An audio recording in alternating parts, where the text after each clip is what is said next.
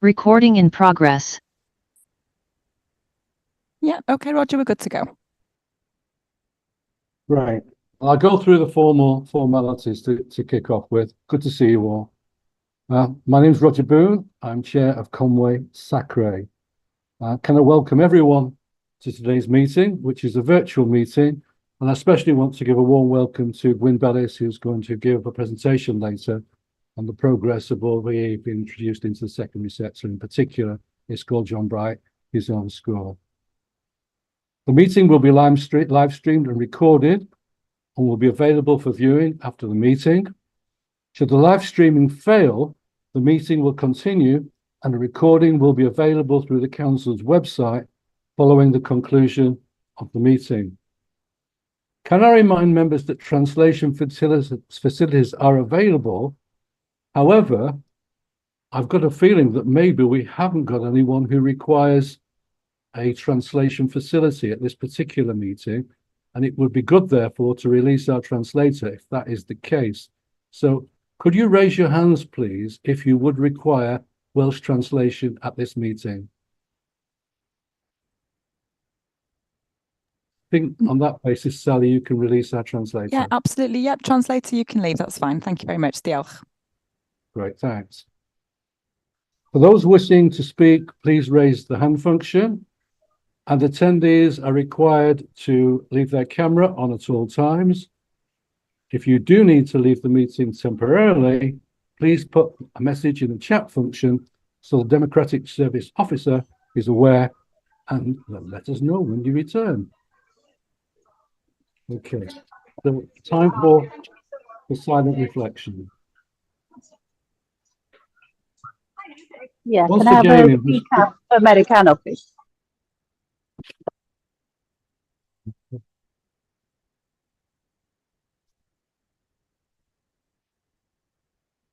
Once again in this termly meeting, we're gathering together from across Conwy to work together to support and help our young people and schools, and through those, our local communities. May we be mindful of the opportunities that have been presented to us today and see the value of our own contribution within them. And let us briefly reflect on the parts of those communities that we individually serve.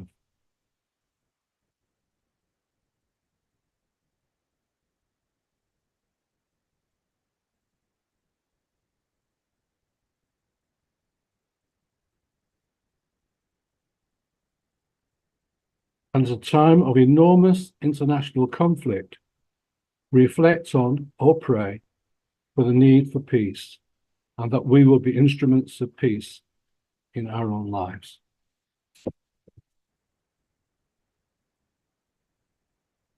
So, apologies for absence. Yeah, apologies have been received from Reverend Sam Erlandson, Janine Tennant-Jones, and Hugh Roberts, and also Dr. Laurie Brown, Head of Education, will be joining us late today. Okay, thanks for that. Don't think there are any urgent matters, are there, Sally? I'm not aware of any. No urgent matters, Chair. Okay, so we need to approve and sign as a correct record the minutes of the previous meeting. And I'd just like to draw your attention to item 7 of the previous minutes, when it was suggested that the questionnaire, the governor questionnaire, should have been sent to chairs of governors as opposed to head teachers due to the high volume of requests they received. Well, we actually did send the questionnaire to all chairs of governors anyway, and all head teachers. So we'd already done that at the previous meeting.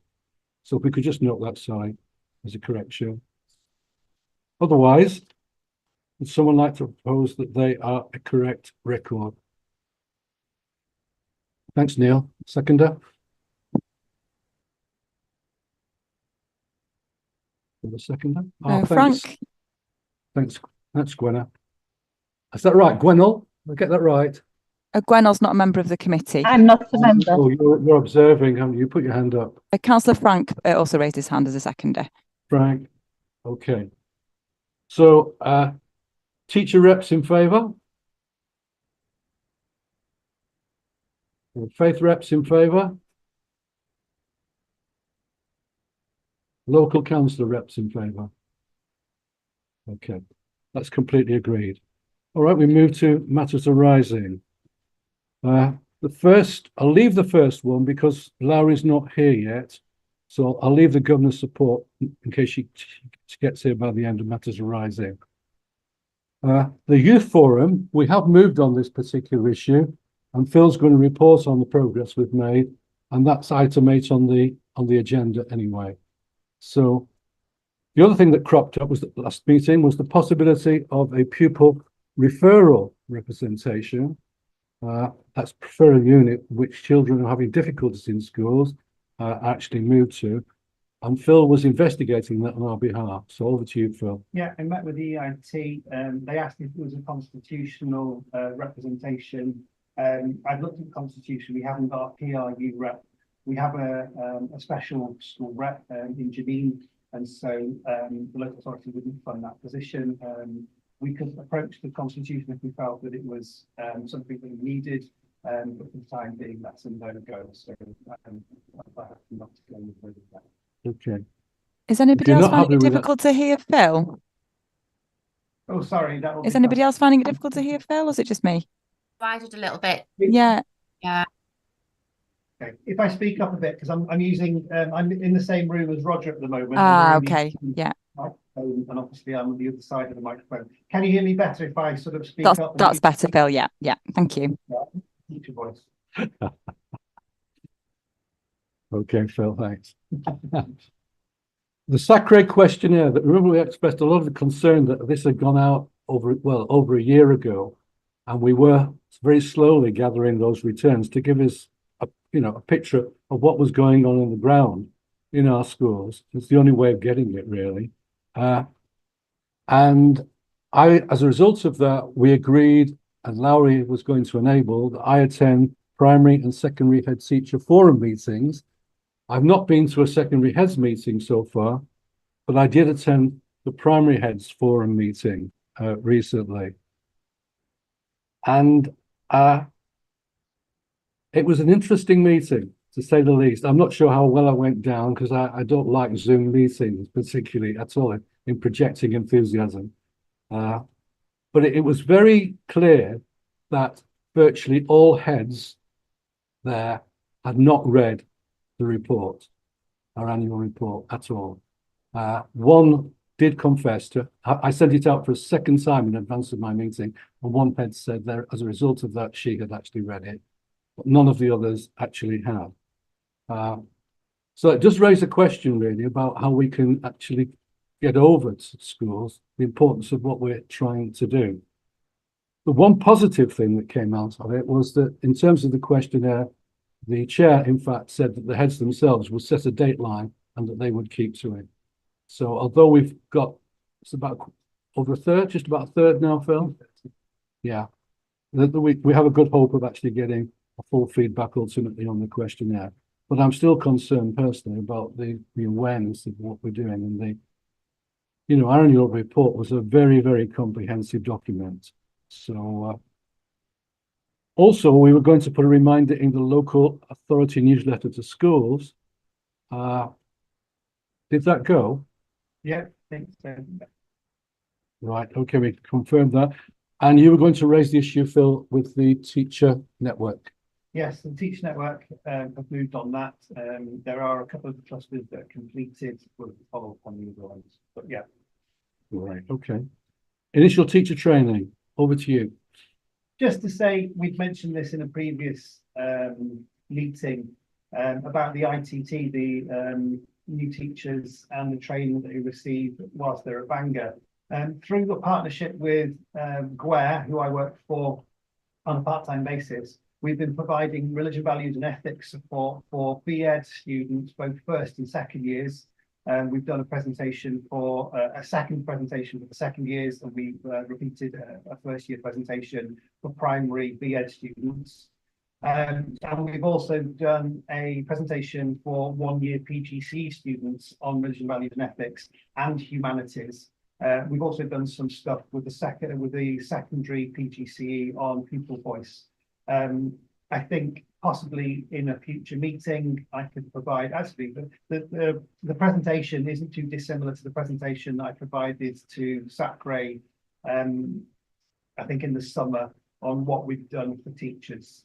So that's pretty much what we covered, although there was a practical activity in which, I wouldn't say pupils, in which the students had to try and put together a little program based on what they've learned. So that was just an update. Okay, any questions on that? Okay, we'll move on. You did raise an issue to do with Welsh translation in the annual report, but I think you've sorted that, Phil, haven't you? Yeah, the language for the non-religious philosophical convictions in the annual report's Welsh translation was the wrong way round compared to Welsh Government's Welsh version of non-religious philosophical convictions that are in the guidance. So I've rectified that, and they mirror each other now. Okay, I'm sure you're pleased by that, Neil. Okay, we were concerned about GCSE pupil numbers in Conwy schools. That was in, if you referred to your minutes, that was in item 14. And we were asking actually Phil to consult with Lowry about getting some kind of local data. Have we made any progress on that? I haven't received any data from Conwy, but neither had I sort of requested an email. It was as a result of this meeting in the autumn. I'll follow that. Okay, and can you pick up the next item, Phil? Yeah, so we produced a newsletter on behalf of Denbighshire and Conwy SACREs over the last few years. The last one hadn't made reference to the agreed syllabus because the agreed syllabus hadn't been published.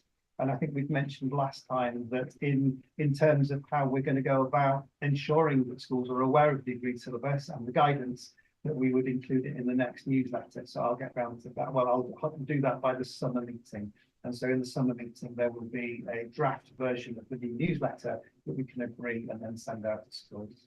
Right, okay. I mentioned Robin Miller's, our MP's, desire to establish links with the Global South and to use, and particularly within our schools. I was given the go-ahead to go and actually write to schools with him with regard to this, but we obviously needed to have the potential course links so that we could explain the direction that we're going in. I had a meeting with Robin in Westminster just before Christmas, and we were just awaiting, in fact, the definition of those links so that we're clear where we were going when we write to head teachers. I've now got those. I've had those since the agenda went out for this meeting, so we can now continue to pursue that. Monitoring the time allocation for religion, values and ethics, which is an issue that's concerned, I think, everybody, but it's very difficult now with RVE. And Hugh in particular raised this at the last meeting, if I recall. We agreed to refer this to EIT and also for some feedback on this from the teacher network. So over to you, Phil. So the questionnaire that we've sent out has a question on time allocation. I think once we get everybody's response to the time allocation on that questionnaire, we can move forward on making some summary judgments on how much time schools currently in Conwy are using for religion, values and ethics.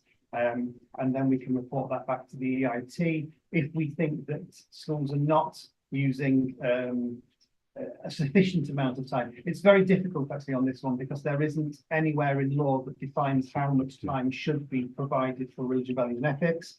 There is loose language around ensuring that the time allocation meets the requirements of the curriculum. And so with the lenses, I think we're suggesting probably between 50 and 60 minutes a week. So a period in a high school's 60 minutes an hour within depending on the timetabling, to be able to cover the lenses and to cover the concepts within sort of the year 7, 8 and 9 and a primary setting. Obviously, time allocation for a qualification depends on the qualification itself, whether you're doing a short course or whether you're doing a full course and how much time.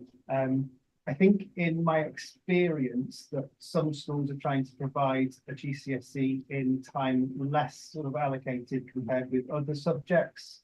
That has been a sort of perennial problem for religion, values and ethics. So I think because we're moving forward on the questionnaire, we should be able to report on time allocation and do a report on that and move forward.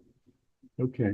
We'll formally, I think I'm going to propose that we formally request that you give us a report on that, because it's been a big issue for everybody. And perhaps present that at the next meeting. Is that a reasonable timescale? Yep. Right. If we get the responses in the questionnaire. Yeah.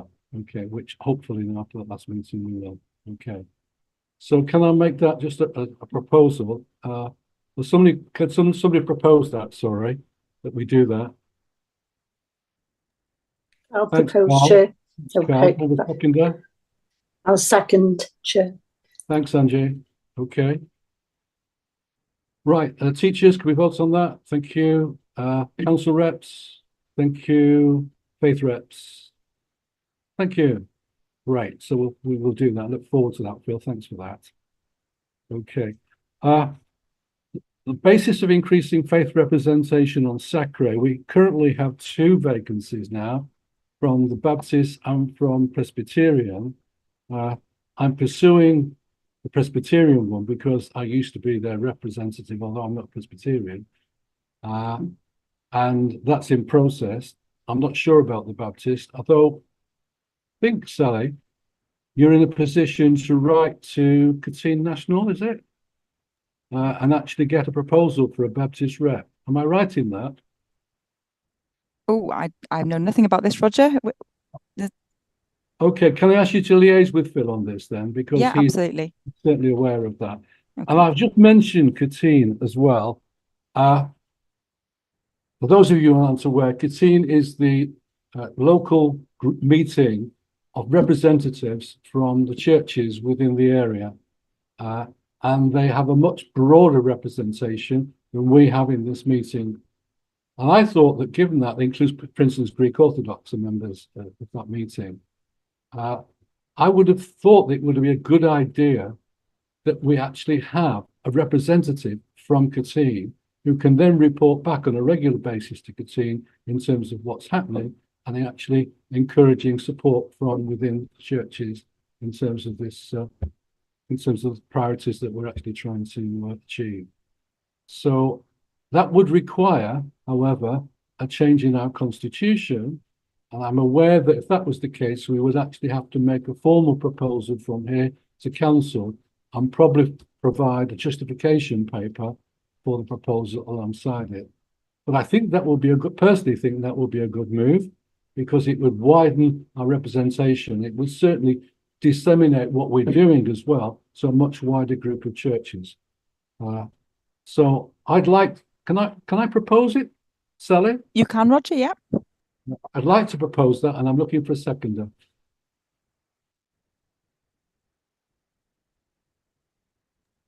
No, Oh, yes, can't see- Carl. Got a seconder in Carl. Okay, so we'll take a vote on that. Councillor reps. Thank you. Favour.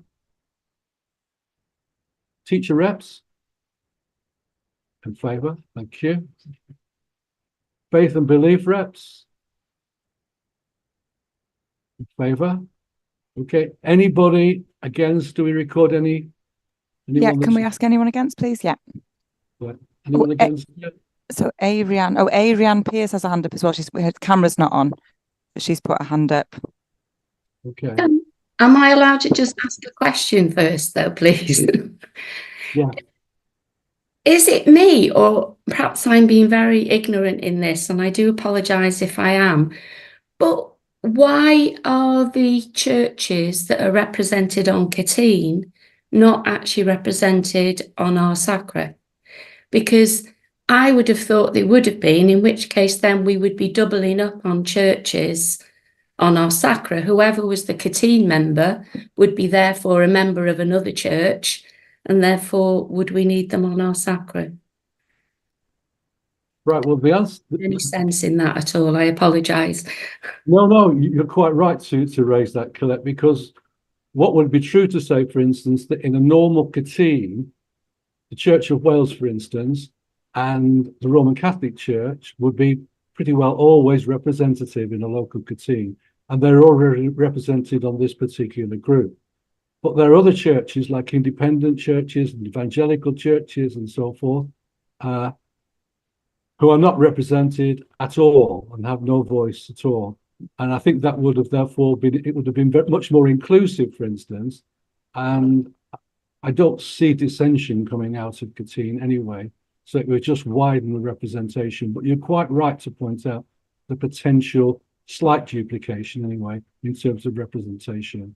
But I hope that doesn't change anybody's mind in going ahead. No? Okay, well, thank you very much. Yeah, so could we just vote again for against? We didn't complete that. Oh, yes, we did have against. We have one against, but we didn't have any abstentions. Sorry. Were there any abstentions? You could just take the against per as each committee, as you did for the 4, if that's okay. Okay. Teachers against? Faith and No. Belief reps against? Councillor reps against? Okay, yeah, that's fine, Roger. Brilliant. Okay, thank you. Right. Well, I'm very, very pleased to welcome Gwyn again. We've been looking forward to your presentation, and Phil and I had a meeting with Carl and Gwyn quite a long time ago, and we're very, very encouraged to hear what was going on in John Bright with regards to the development of RVE within the curriculum. So another warm welcome to you, Gwyn, and it's over to you. We look forward to your presentation. Thank you. Thank you. Just before Gwyn starts, I'm just going to, should I just mute yours for a second? Sorry, like you and Phil, we're sitting in the same room. Oh, too much feedback. No. Sorry, Chair.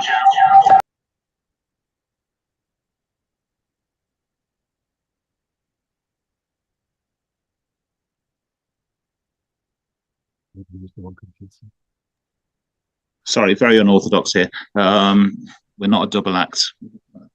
Yeah. So just Welcome and Wise came to mind immediately. That's one of the better ones, isn't it? Yeah. Which is the question? Yeah. My apologies, Chair. So I just wanted to give the rest of SACRE a sort of introduction to Gwyn as the sort of subject lead for RVE at Ysgol John Bright and also the head of humanities. Gwyn's work, and I'm just not going to spare his blushes here, is second to none. He works incredibly hard. He hates praise, so you can see him rolling his eyes already. But we recently had an inspection from Estin in November. Our report was published a few weeks ago. Some of you may well have seen it. And if you have seen it, you will notice that RVE does get a mention for how it contributes to the learning of the children at Ysgol John Bright. In terms of development of the new curriculum, Gwyn has worked incredibly hard, and amongst his peers, that is the rest of the middle leaders of other subjects in the school, he's certainly held in high regard and is a bit of a go-to person for asking questions about how things fit together from a subject's perspective. So without any further ado, I'm going to go back to my computer and attempt to share my screen, and Gwyn's going to talk. So I apologize if there's a technical sort of hiccup in the next few seconds, but we'll try and get it working. So thanks very much, everybody, for your patience. Well, thank you. And just looking ahead to after you've given your presentation, I presume that you will welcome any questions that members have got to you, Gwyn. Yeah, absolutely. If I can answer them, I will try. Okay.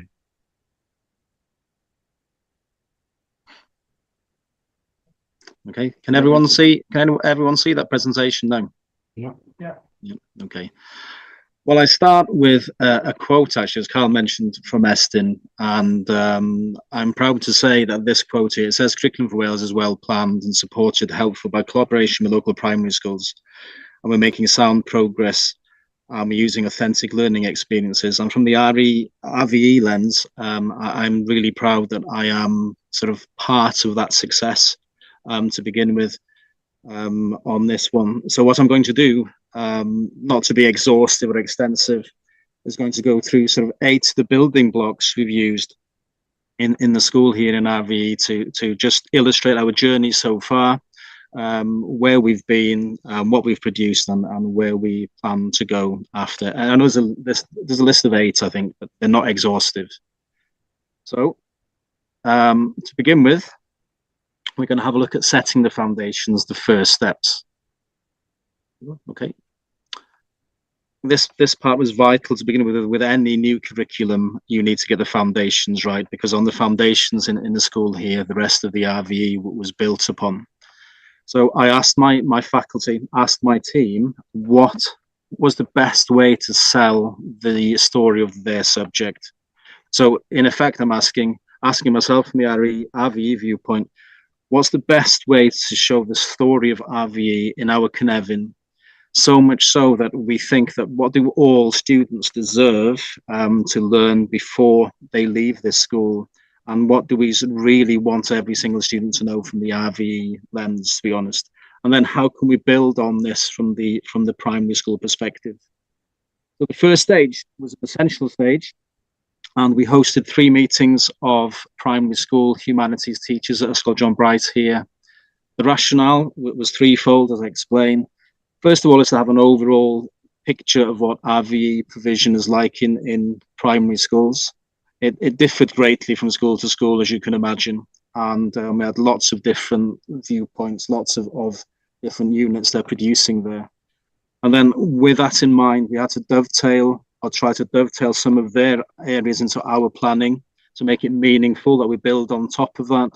But to me, personally, it builds a greater sense of transition between primary and secondary, because I didn't want RVE in the mind of a primary school student to finish at year 6. We want the RVE journey to continue all the way to secondary school and hopefully beyond their experience in school. So we have an example here of a primary roadmap. So what we've done is put some of the units and the topics that primary schools in the area are covering, and then we've dovetailed them into our planning. So we're building the foundation, starting with primary school allocation. The next stage, which has also been very, very useful, is to have a 55 alliance meetings. So this is a consortium of secondary schools, so Mold Island Friars, ADS and ourselves. We share ideas, have a look at how our planning is going, look at any obstacles that might occur in the planning of RVE. And after that, we have to have a look at the statement of what matters. So in a faculty meeting, which I chaired, we had a look from the history, geography, RVE viewpoint, which of the statements of what matters fits in naturally to our subjects. So we color coordinated those. And on top of that, and I think the next part here was essential for me as planning RVE. So I had the statements of what matters on the desk in front of me. And then I had a copy of the agreed Conwy and Denbighshire syllabus, which focuses on the lenses that we can use within the actual RVE of the curriculum for Wales. And on top of that, we had, working together really, we had the statements of what matters and the descriptors of learning working together in tandem. And I must admit that without having the agreed syllabus working alongside the curriculum for Wales, it would have been a quite a difficult job, because they seem to fit in so well together. And you can't build a picture of this subject in any secondary school without using both of them together, if that makes sense. So on top of that, also in the agreed syllabus, we had to have a look at the disciplines, obviously. So we're building blocks here of philosophy, the theological side, the psychological side, the RE concepts, and so on. And I've put it in my notes here, actually, that the guidance working together was such an effective tool to build an effective RVE provision in the school. In fact, it was integral to have both of them working together. So the next stage was to have a look at the core purposes. And these are the core purposes, as you know, that underpin everything in the curriculum for Wales and RVE. And when I first looked at them, I gave myself a large smile, actually, because we've always delivered these through our RE provision in schools. But this has given us the opportunity here to be a bit more explicit about them. And at the beginning of each lesson, if we're covering one of these purposes, I say to the students, do you know what, we're covering this purpose today? And there's no doubt that it's helped increase the profile of RVE in the school, because the students will tell me, oh yeah, we do this purpose in another subject, we do this purpose in another subject, and now we're producing it in RVE as well, which is giving more of an even playing field, if that makes sense. Well, after that, the next block was to choose the content and structure of the RVE units, which I had to work initially with the history and geography curriculum for Wales. So we came to this stage where my first unit in year 7, using the Cynefin, obviously, which was Celtic religious beliefs, but notice I've colour coordinated there to begin with, how they also fit into what history and geography are presenting at the same time to the students at the same time. So if I'm doing Celtic religious beliefs in history, they're doing the Celtic times, and in geography, they're looking at the geographical areas of this area so that they work together. And likewise in the year 8 planning, how people work together. Then we've got this slavery and the slave trade in history. We've got prejudice and discrimination in the RE viewpoint, and so on. So initially we had to work together quite closely with history and geography. Well, the next stage was I decided to add big questions to each unit. And these questions are the focus of the whole units I am presenting to the students. So we come back to these questions at the start of every lesson and at the end of every lesson. So for example, the first one there, ancient Celtic beliefs, practices and rituals, are totally different to our Llandudno Cynefin beliefs, practices and rituals in 2023. So every single lesson I present has some aspect that can help students answer those particular questions. It gives a focus, an end purpose, it gives a goal to the students' learning and the practices. Likewise with the year 8 provision, notice again the big questions that are used then to bring out all the religious practices and beliefs.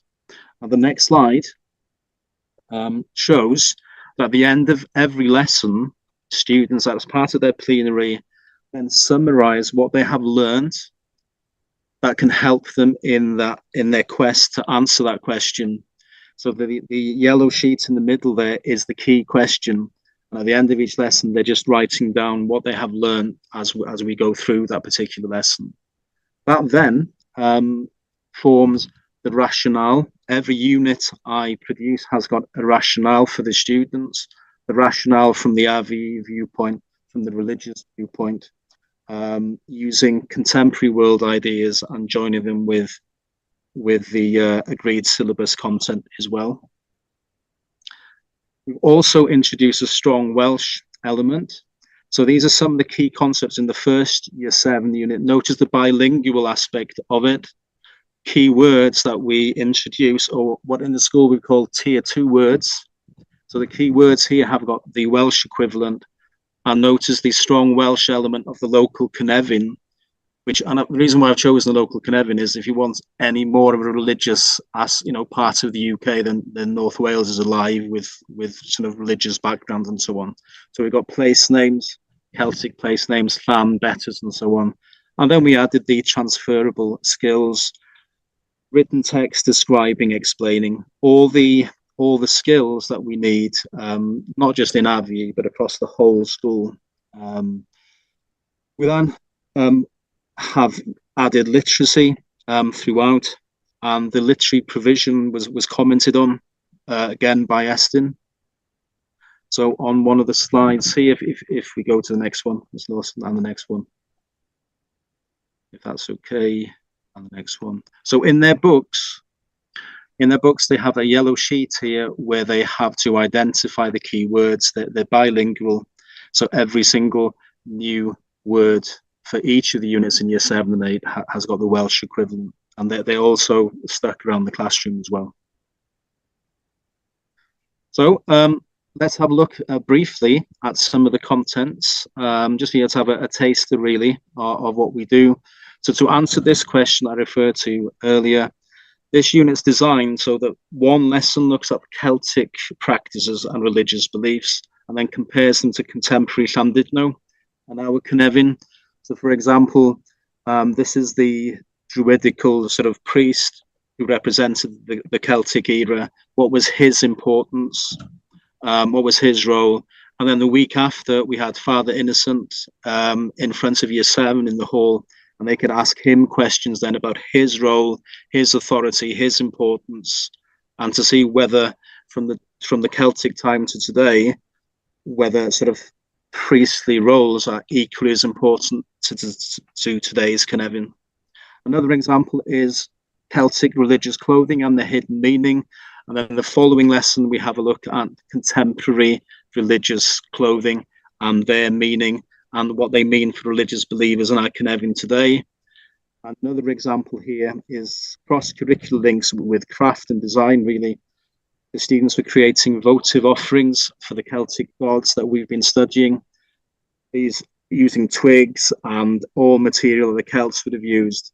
But the key point is when we have a look at the next lesson after that, which you're going to click if that's okay, is what's the most important aspect of keeping God happy today in our Cynefin. So the point is there is a lesson on Celtic religious beliefs. The follow-up is always about the importance of religion and values in society today, and compare both of them. Well, at the end of each unit, they have an opportunity then to collate their information. So there is a planning sheet, and then they actually answer the key question that we asked on the start, and then we evaluate their progress, obviously. So this planning sheet is very, very powerful because it summarizes for the students themselves independently what they've learned throughout the unit. So likewise, if we have a look at another part of the Celtic unit is that we finish at the age of the saints, and that ties into history perfectly, because history finish at the end of the history of the Roman conquest and so on, and then I take over looking at the age of saints and so on. So we're using really material which is just around us. We need to literally look through the window of the classroom. So this is what Estin said about our approach when it came to the extended writing. They said that we use thoughtful discursive pieces of writing, and the relevance in our society today, I think, was the key issue that Estin kept coming back to. So what we're presenting is really important today. Another example is in a year 8 one. So notice again the local aspect. I'm going to click through those. So we've got the litter, for example, which starts off in the Llandudno area and then goes on to have a look at the school environment. So what we're trying to do is start in our local Cynefin and then build the picture all the time. So we're going from local to Wales to the world. Then we've got another example, the Buddhism unit, well, using the Buddhist Centre in Craigydon and so on. And this brings it really alive to the students. So we've got Buddhist monks here in Conwy, for example, that really puts the religion in context of the local Cynefin. So then we had to build on the progression step. I hope this is clear enough for you to see. So for example, the primary feeders have done Christmas and Advent. I brought in the Celtic festival year in my first unit. It then mentions Samhain, the Halloween, and how that compares to Halloween today. Then we have a look at the Christian celebrations in our Cynefin today. And then the next unit in year 8 builds on that, because it's looking at consumerism, it's looking at waste in festivals, it's looking at people getting into debt because of festivals. The point I'm trying to make on this slide is that everything is building on previous knowledge, if that makes sense. So you have a broader picture. It doesn't just stop at the end of a primary, it doesn't stop at the end of year 7, it's a continuous learning cycle. So one of the things I want to bring in at the end of year 9 is as a question that summarizes everything that they have learned. It's a synoptic style question. Everything I've learned in the RV units from year 7 and before that, and up to year 9. And in the green box there, these are kind of the issues we will have presented, the areas we'll have presented, which would help them answer the actual question. So we're going to have one big question at the end. Another thing we've added to the curriculum for Wales is a heavy emphasis on diversity and cultural conniving, which Estyn again commented on positively. So in the prejudice and discrimination unit, obviously we're covering sort of religious teachings on prejudice, discrimination. We've also brought in local examples of people from South Wales, North Wales, who've experienced racism, discrimination. And it's building this bigger picture that this is relevant to people's lives today. Well, the 7th I look upon as being vital, actually, and I must say we did really well in the school here, not just RVE. And it's how we assess student progress and how, more importantly, how we quality assure ourselves. So I set that extended evaluation essay. I mark it out of 15, but then you've got progression indicators all the way from excelling down to developing. So I use the marks then to fit into that scheme. And you will notice that we are assessing knowledge and transferable skills as well at the same time. So we have those on the school website for parents to work on as well. So we're like a trinity, really. It's ourselves as teachers and parents have access to this and the students. So we're working together to get the best from the young people. Quality assurance, this is done regularly in school. We have RVE book looks with student voice. That's led by the senior management team. We then have in faculty and in subject book monitoring for the Curriculum for Wales RVE. We have review windows where we have learning walks from myself and from the senior management team, just to have a look how things are going. To, you know, we call them temperature checks, to have a look at how things are going. We also I use this effectively, the drag rating used by Conwy and Denbighshire Grade Syllabus, which is a very powerful tool as I was reviewing my own progress in there. And I think the student outcomes and our assessment points are also a good indicator of how well our provision of RVE is developing. And Phil came in as well to observe year 7 lesson and look at our planning, and we had a informal, formal chat, if that makes sense. And it gives us real assurance that we're on the right track. On the slide here, we've got the school, the senior managers assessment tool of how we're getting on, so we can use this one. And there's no greater indicator, though, in my opinion, of assessing the units we're producing. And the best way is to ask the students themselves. So we regularly have conversations, student voice with them. They feedback as honestly as they can.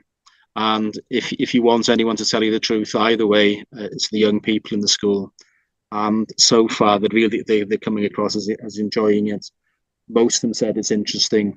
And actually, I've put this one on purpose because I give myself a smile. They said the weakness is that we only have one lesson a week of it, which is a shame. But there you go. Well, this is, you're familiar with this. This is the agreed syllabus. This is so powerful. So this is from the Denbighshire and Conwy agreed syllabus to self-assess where we are. Very, very powerful. And the last thing is, I have to admit, in RVE and Curriculum for Wales, we're not the finished product. Lots of schools say that they've gone on to do this, this, and this. I don't quite know how they do that without quality assuring and so on. So anyway, after a quality assurance, we're not the finished product. We've got other things to do. So these are the next steps. This Friday, coming now, we have a specific PD day where we can concentrate on developing the year 9 provision in RVE. We've got then an opportunity to self-evaluate, really, and build on our previous units, which is really useful for us. We're going to continue to collaborate with the primary schools. We've got another 2 meetings, I think, left with the A5 cluster schools. We're very keen again to build on religious links with our community. We've done it with Our Lady Star of the Sea. We need to expand on that. Interestingly, this point is another strong one. I think that we need to map out where RVE is taught discreetly across the school. So I've started the process of that. We need a whole school viewpoint, really. And because the discrete element needs to be explicit so we know that it links into what we're doing. But the key point is we're a work in progress. We are self-critical, actually. We're analytical. And we know what's worked well so far in RVE and hasn't worked well. But these are exciting times, and I think these 8 steps have been the key to our success that Estin have alluded to. Hi, Chair. Just sorry, just before we finish that, just so it's really obvious. This all started with a blank piece of paper just over 2 years ago, and I think you'll probably agree with me how much work has been done to get us to where we are now. So, you know, I know SACRE are really interested in seeing how schools responded to the challenges of the new curriculum. I think Gwyn has outlined how we responded to those challenges, but I just wanted to, you know, underline how much work has been done, and by Gwyn, to be honest. So yeah, that's my little thing. Oh, that's I'll go back now. Thank you. Thank you. Thank you. Oh, Okay, as I said, that was not exhaustive or extensive, but that's very much a just a picture of, you know, a small picture of what we have done here. as a former head teacher and already an English teacher, Gwyn, I thought that was incredibly impressive. So I'm sure, you know, members would concur with that. So really thank you for that. There are all sorts of questions I want to ask, but I'm going to leave it open to members to kick off in the first instance. So over to you, members.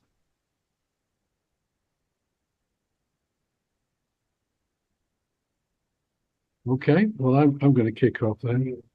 Oh, Neil, sorry, Neil. Yeah, I was going to let you kick off, Chair, but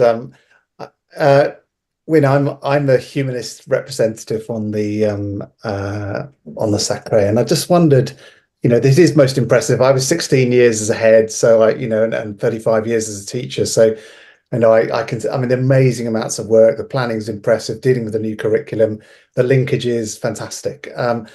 What about, I mean, but obviously from, you know, with the hat on I'm wearing here, non-religious philosophical convictions, how is that being represented? As I said, we're not the finished product yet. We, for example, in the year 8 unit about creation and so on, we bring in sort of atheism and the unit on God, atheism, then humanism in there. We need to build on that, to be totally honest with you. There are so many opportunities, and when we're self-evaluating, I'm very aware that we need to bring those into there. So thanks for raising that. It is something that we are working on. It's there, but not explicit enough, to be honest with you. Thank you. Can I comment on that one? It was the word about explicit. It was interesting. One of the pieces of work that you put down, children were arguing for and against the existence of God. And I think on the previous work, there was something around our Cynefin, and actually lots of people not believing in God in Llandudno, in our Cynefin.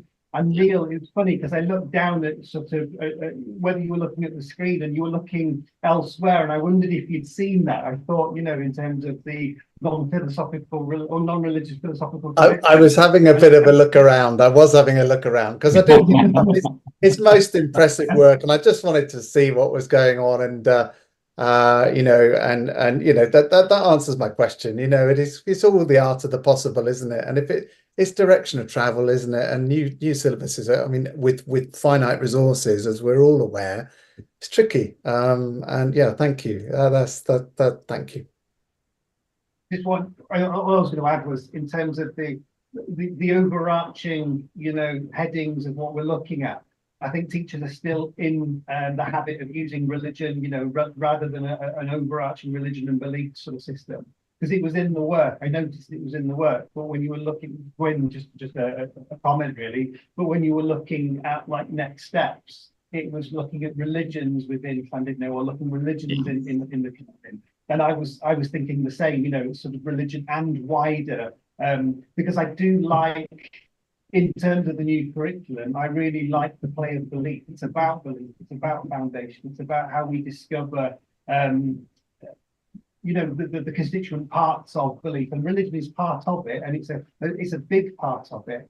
But actually, when you're looking at sort of belief systems, actually, it's sort of humans ask the same questions, but we respond to them in different ways. And I think the non-religious philosophical convictions help that conversation about how do people respond to these big questions if you don't necessarily have a deity within that conversation, which I think is really important.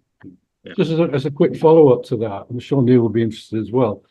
I mean, we're aware now that church and religious attendance is probably at an all-time low in this country, and it's expanding in other parts of the world. So when you raise that whole issue of God doesn't exist, what kind of response did you get in terms of the youngsters? So we're just fascinated to hear, as a general picture. Well, the general picture, as you would imagine, would be one of atheism and so on. But interestingly enough, it's a good question, because at the beginning of the unit, there was, atheism, and there's lots of reasons why there's no God. But after you've done the 6, 7 lessons, and I'd look at the evidence for and against, when I asked them that question at the end, interestingly enough, the atheism had changed. Lots of them had become agnostic, and quite a few of them then had become sort of theists, which was really interesting for me. And I asked them this question, a question about rites of passage, about baptism, about marriage in church, confirmation, and so on. I would say 80 to 90% of them said, though, but I'd like to be buried in church. And I said to them, well, that's a bit contradictory what you're saying, is it? And they said, just in case. And the fact that they said just in case, to me, said, wow, there's some hope here that we're not living in an atheist society after all. But that was quite poignant, how virtually every class said, yeah, there's no God. And at the end of it, how they changed. Yeah. I'm not surprised by that at all. I mean, I go to a church locally, attendance is quite relatively small, but on extravaganza day, when the church was completely open and then hundreds of people came in, we ran out of candles to light. People were just coming and sitting there meditating, would light a candle and walk out again. So there's clearly a lot of latent belief. But what encourages me as well is that you're provoking thinking, you're provoking questioning. The answers, have to be individual for the youngsters, but at least you're provoking thinking about this important area of the curriculum. So that's really good. I used to be responsible for primary links in one school many years ago, so I know how difficult. We used to have 50-odd feeders. That was really difficult. Now, at least you haven't got that. But given the fact that this new national curriculum, in fact, is very individual, and the connecting of an individual school in a particular area is going to be different. And you've obviously done a lot of work in turning all this together. But what kind of problems did that present to you, and how successful were you in solving them? Well, we had to find you're talking 6, 7 different feeder schools with more or less 6 or 7 different approaches, really. But we had to just use the similarities that they had and just focus on them, really, to dovetail those in, because you could never accommodate all the different things that they were doing in primary school. They were so varied. So I just went through them with them, and we just decided, okay, we'll focus on these 6, 7 areas this time around. Well, clearly that's worked as well. So, you establish that continuity of education, which is so important and can easily be missed. Well, I think I think on this journey, working with primary schools, there's a misconception that sort of transition from primary to secondary takes place in about 3 or 4 days at the end of June, July, whereas in humanities, and the whole school really, transition is all the way from year 5 and 6. It's virtually every day, isn't it, into secondary? And traditionally in the old sort of key stages, education seemed to finish, at key stage 2 and then restart again at key stage 3. Whereas in RVE, we're trying to build a continuous teaching experience all the way to, GCSE and beyond. And that's an experience they can take outside the school context after. We're hearing about one particular school that's obviously doing a really, really good job here. But Hayley, is that, has your experience in that establishing that kind of continuum been the same? In terms of transition, Yeah. I think we're realizing now, in our cluster that it's vitally important you just make sure we're building those links early on. I'm working in an infant primary age 3 to 7. So we're working closely with our LVOD school, making sure that transition is in place. We're inviting the learners in to help support our learners in the classroom. We're inviting the teachers and the head in, they're delivering, assemblies to make sure they're becoming familiar with the new school that they'll be moving to. And vice versa, they're coming in to share, what we're doing. They're coming to share what they do in the school. We're going into their schools to share what we're doing. So we're developing an element of consistency, moving forward. So we don't want to be too, we want to make sure the learning is moving forward and they're not just hitting a brick wall when they move from us to Elwood across the road. It's a work in progress, I think, isn't it? I heard from Gwyn was the kind of development of particular themes being picked out of individual school curriculums and then integrated into a whole in the new secondary school, which seems to me an excellent way forward, given the diversity of what was going on at primary level. I was just wondering whether that was happening. Yeah, definitely. But that's our goal at the moment. Right. Good to hear that. Gwyn, you were very, very much praising the guidance available through the agreed syllabus that Phil has done an enormous amount of work on. And how did you approach that? I mean, I remember sitting down as an ex-teacher looking at all that you've had to bring together to actually deliver that. And how did your staff find that as an individual process they had to tackle? Well, from the IVE viewpoint, I did it myself, really. So what I did, I had the Curriculum for Wales documentation on one side of my desk and the agreed syllabus, or the important parts of the agreed syllabus that ties into it. And it was surprising, really, how similar the agreed syllabus is, really, in essence, with the Curriculum for Wales, and it complements it so much. And I think the agreed syllabus really brings out what's in the Curriculum for Wales and makes it meaningful. So I think it underlines or highlights, really, the syllabus does what the Curriculum for Wales is, in effect. I don't think I could have planned just using the Curriculum for Wales document.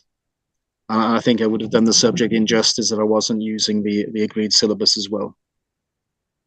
Well, thanks for that, because when we had the agreed syllabus conference last year, one of our aims was clearly to dovetail it with the new national curriculum. Yeah. And the fact that you're finding that it's really, really helpful is just as encouraging to us in the work that we do, and particularly to Phil, who has actually provided most of the professional input into that process. So that's really helpful to hear. By the way, Carl, and perhaps to you as well, Gwyn, to what extent is the guidance being used in the A55 links that you talked about, which I wasn't aware of previously, and maybe through the Secondary Heads Forum as well, Carl? Are people aware of the enormous benefit of using this? From a personal viewpoint, it's not one of the questions I asked, to be honest. But that would be interesting. We have 2 meetings left of the consortium. I think that would be really interesting for me to go down that avenue and ask them that. And I could report that back to the chair, couldn't I, to be honest? That'd be really interesting. That would be helpful, and perhaps Carl could share that with us at the next meeting as well.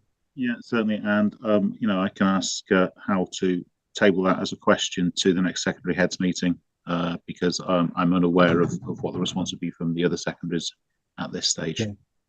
I mean, it's obviously an immensely valuable piece of work, and the practical value you've really clearly illustrated today. It would be a shame not to give that as wide a spread across all our schools in the county as possible.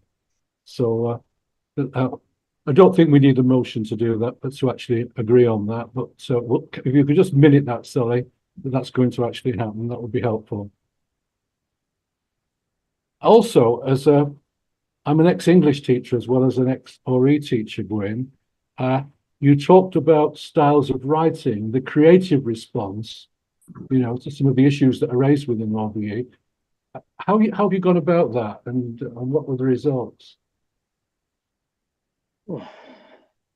Well, I have extensive talks, meetings with other heads of faculty, of course, and I speak to Gemma, who's head of English. And if you have a look at their syllabi as well, there are lots of crossovers there. So they're using, when it comes to evaluation question, they're using the same methods that we do, more or less, to approach that. They've got styles of writing to persuade, for example.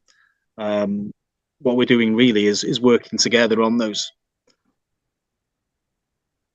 That's okay. I immediately started to think of some of the kind of potential responses creatively to some of the things that you were raising. I was kind of sitting in your class at the back thinking, oh, but it'd be interesting if you asked me to do this, you know. So anyway, I'll leave that to you. Any further questions? I've had a lot here myself, but any other questions, particularly from anybody? But we have a number of ex-practicing professionals on this committee.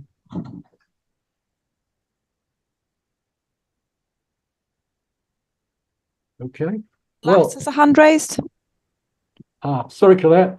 Yeah, it just really isn't a question. I just want to say a huge thank you to Gwyn for his presentation, and just say that how delighted I was that the links were being even more developed with the primary schools. Could I just add a little word in from the past? Because having been a primary head in Llandudno, I do know that those links with the primaries were actually there to start with, and I've had many a very, very fruitful day with our youngsters, led by Ysgol John Bright. So a huge thank you. It does sound very exciting times that work is being developed, and it's really important that it is that through from primary through to secondary. Thank you very much.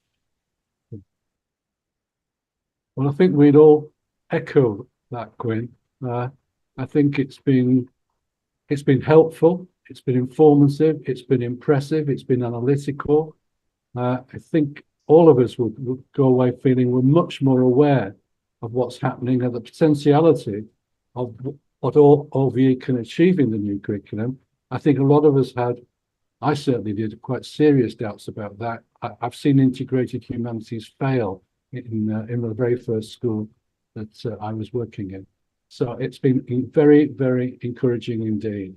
And so a vote of thanks from all of us. Your presentation. I hope you stay. There are one or two issues that you might want to chip into later. So don't.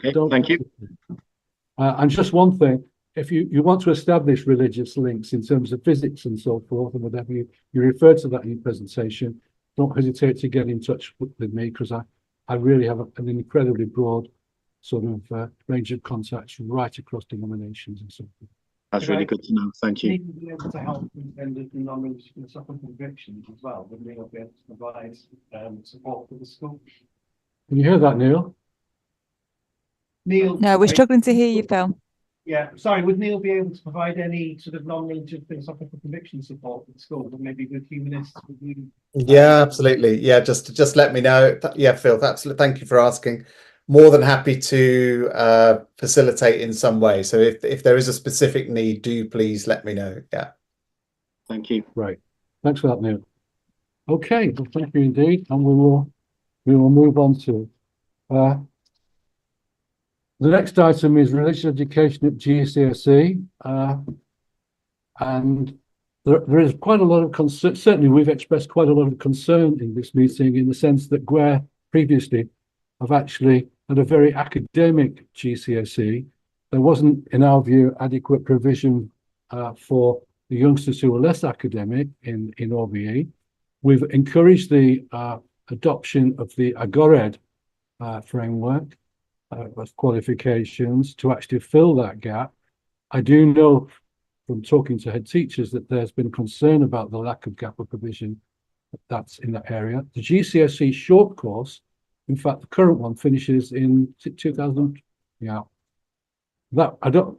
Phil assures me that there is going to be a development actually that will meet that.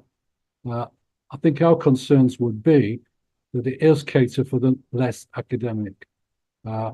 some of the alternative, the qualifications that have been provided, for instance, is the one on include diversity and Equality and diversity. equality and diversity have very little religious content. Maybe some philosophical content, but less religious content by a long way. So it's an area that gives us quite a lot of concern. I know SACRE have been very concerned about that. But any thoughts on that further, Phil? And just for your information, really, they're working on the new GCSE from 25 onwards, or 26. There will be a commitment to the consistency and the continuity of delivery. So the brand of GCSE has been kept. Obviously, people will move over from the current religious education. Obviously, it's called religious studies, and it will continue to be called religious studies, but it must reflect religion, values, and ethics as the pupils move up from year 9 into year 10. So the current year 8s will be the first to undertake the new GCSE when they are in year 11. Although, and I think the worry is that there isn't anything published currently in terms of what that might look like. There are some high-level bullet points in terms of there might be some teacher assessment within that to keep it a local flavour. But in terms of the details, we don't have much because they're currently working on that.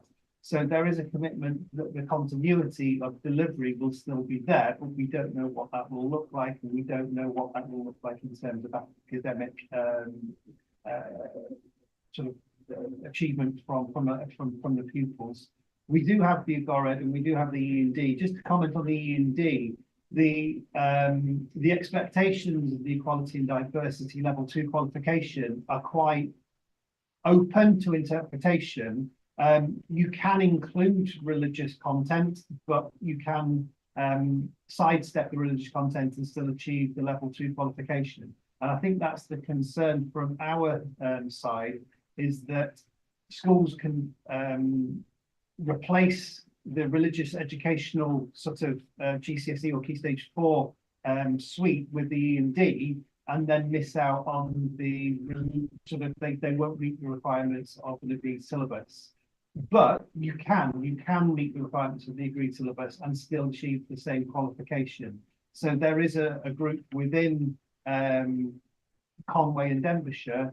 There's a Teams group to sort of share the religious content for the E&D if they are doing the E&D qualification, to ensure that they are meeting the requirements of the agreed syllabus. We started that before COVID with Real High School and a couple of other schools that wanted to join that. We will re-establish that, and the Agored's got something similar. There is an Agored's Teams network where those that are doing the Agored qualification can share work to ensure that they're meeting the qualification or the agreed syllabus side of that. Roger mentioned earlier that there is far more teacher involvement in both of those qualifications because they are coursework led. And so if schools want to undertake an E&D and an Agored qualification, then obviously the teachers then have to sort of provide the portfolios for that and mark the portfolios. So whereas the GCSE you would submit and external courses would mark those, these Agored and E&D qualifications are far more onerous on the teacher, and they obviously have to be aware of that before making that decision. Yeah. Are there any questions really around the GCSE? Well, it's not so much GCSE, it's about level 2 qualifications at year 10 and 11. SACRE actually expressed concerns at their last meeting that GWER has said that they do not have to, at GCSE, meet the requirements of the national curriculum. And therefore, there was some concern expressed, apparently, that there would be duplication. In other words, if youngsters didn't opt for an RVE within the suite, geography, history, etc., so if they did, they would also have to do an RVE lesson outside that choice, and therefore there would be duplication. I think it was because if they were doing the short course and the full course, as an option, you would end up with 1.5 GCSEs for the same content. I think that's always been a slight concern. It wasn't Gwed that mentioned that. I think it was SACRE had said that. It was SACRE, yeah. But yeah, it's one of them. Okay. Any Carl has questions his on hand that? raised. Carl has his hand raised. Hi, Chair. I'm sorry. I'll go back to Gwen. Sorry. Sorry.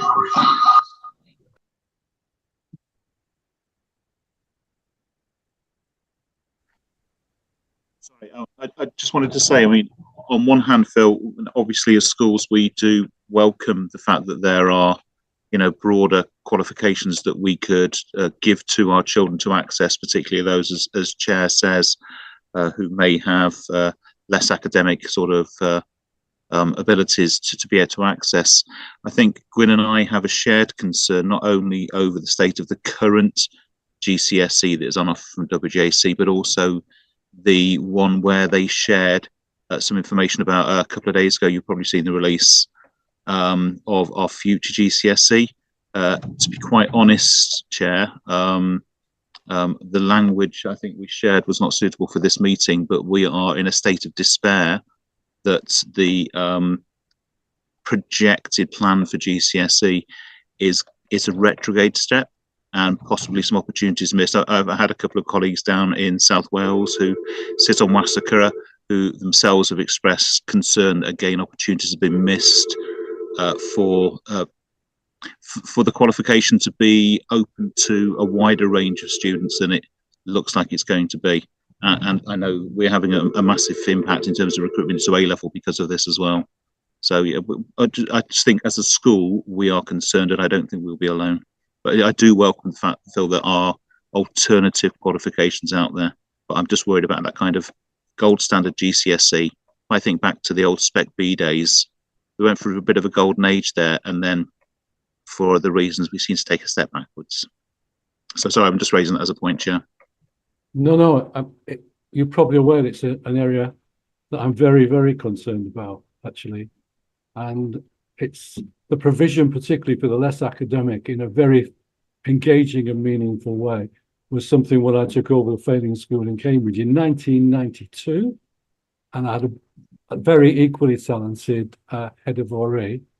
And we developed an alternative and we accredited it ourselves. And it was one of the reasons why we got the first farm into the world for the best teaching RE in the country. And it seems 30 years ago, it's still a problem in Wales. And I find that really, really disconcerting, particularly when there are examples in England, for instance, of really good practice in this area that we could perhaps tap into. I wonder whether it was an issue, maybe, Carl, that you could raise, particularly at the Secondary Heads Forum, because I know there's been concern individually with regard to this as a particular issue. And I know SACRE are actually very concerned about it as well. But is that something you could possibly do? Let's try and get some wider feedback. Possibly. I wonder if it might we might get a quicker response from the teacher network, simply because I think currently the Conwy secondary heads are wrestling with some quite significant issues around resourcing schools and may find they don't currently have the capacity to be giving this perhaps the headspace it deserves. But perhaps I don't know who's in that teacher network, Phil, but and I don't know, Ariane, what your contacts are as well, but I suspect that may be a quicker way of getting that information, Chair. Lowry has a hand raised, Chair. I don't know if she wants to come in on this. Yeah. Lowry? Hi, thanks, Roger. Yeah, Carl, I think that's a really good idea, and I think that's the forum to raise that. There will, of course, be a link within the secondary head group. So if anything needs escalating to that level, it can be done so. But I think, Carl, that's a good suggestion. I'd be in support of that. Yeah. Okay. Well, we can pick up on that, Phil. My concern, Lowry, is that you know, this is a national thing in many ways, and it's how you exercise some kind of pressure to actually achieve the kind of provision that we're actually looking for. And you know, that's almost a political question. And I'm just concerned that maybe you could advise us on strategically what would be the best way forward. I know SACRE are dealing with it, but we maybe individually, there's concern amongst obviously amongst our head teachers and people on the ground, particularly like Gwyn, who are concerned about this. Yeah, I mean, I think, Phil is in a better position as well to advise on that with his regional and national networks, because we know that Phil is working with the regional consortia. So, Phil, I don't know whether you've got any suggestions. The only other avenue I can think of is AdDue, but I think SACRE really is the most natural place to be raising this, Roger. I mean, SACRE are very aware of this as an issue. We've been aware of this for a long time. Welsh Government had decided they were not going to do anything about it until 2025, so we are in a status quo until the new GCSEs are going to be, ratified and put out there. Again, our concern is actually there's not really much change in terms of the appropriateness of the content in the new GCSE. And that we keep batting that back to Welsh Government and Qualifications Wales and WJEC saying, look, there is no change. And this has been the biggest concern. There is a drop off at A level. I think we've lost a third of our students over the last 4 years or so. And obviously that is as a reaction to the qualification. And it's something that we said right at the beginning. I personally think that this is because of the changes that happened in England and the move away from England. Was it 4 or 5 years ago? When it was in the last round of the specification updates. And actually, that was the introduction of qualifications Wales at the time to be able to ratify, that we had an equivalent GCSE to those that were in England, because actually we'd only got one player. We'd only got WJEC that were providing all of our qualifications within Wales. And I felt at the time that they'd sort of made them quite stringent just to sort of almost pass, keep face really with what was happening in England. I think that made it more difficult for the GCSE in Wales, but they've never really sort of backtracked on that, and they were very aware of loss of numbers. They're very aware of what's happened at A level. We were hoping to see that they would relent a little bit within the new specification, the requirements of the specification, but that doesn't seem to be the case. We can only keep on knocking on that door, and SACRE are very aware of that, and they just keep on going back to Welsh Government. But it's very difficult to see how anything is going to change for the positive, for the better in the near future. Sorry. No, Carl's got his hand up. Carl. Sorry, the old-fashioned way of getting hand up. Yeah, thanks, Phil. It's really reassuring to hear you say those things. You will, of course, recall that the GCSE used to have 2 routes for accreditation. There was Specification A and Specification B. So Specification A seems to be pretty much what we're left with now, with even more than was in the older Specification A. And that is fine if you want to take a traditional religious-based sort of approach and that kind of disciplined way of looking at it. But the thematic opportunities that Spec B gave us to engage with religion in a way that actually encompasses exactly what the RVE is doing down in Key Stage 3. It almost seems that Spec B actually fits more naturally with the new curriculum than the current GCSE. So I wonder whether SACRE have considered proposing that WJC might offer more than one accreditation route there. Or maybe we're a little too late, I don't know.